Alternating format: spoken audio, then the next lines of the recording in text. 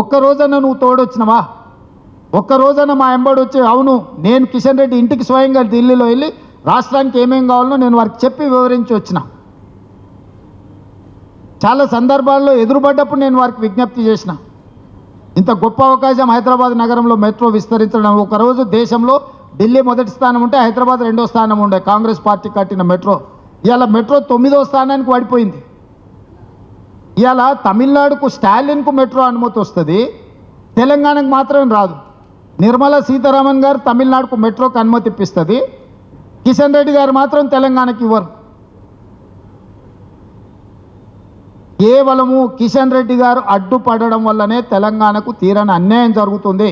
కిషన్ రెడ్డి గారికి చిత్తశుద్ధి ఉంటే అన్ని వివరాలు ఇచ్చినాం, అధికారులు కూడా కలిసి వచ్చిండ్రు. మళ్ళీ కావాలంటే నేనే స్వయంగా వచ్చి ప్రధానమంత్రి గారికి ఇచ్చిన వివరాలు అన్నిటిని కూడా డీటెయిల్ ప్రాజెక్టు రిపోర్ట్తో సహా నేను కిషన్ రెడ్డి గారికి ఇస్తా. ఎప్పటిలోగా తెలంగాణకి ఇవన్నీ అనుమతులు తెస్తాడో కిషన్ రెడ్డి గారు తెలంగాణ ప్రజలకు జవాబు చెప్పాలి. జవాబు చెప్పకుండా మేము బెదిరించి బతుకుతామంటే అది కుదరదు.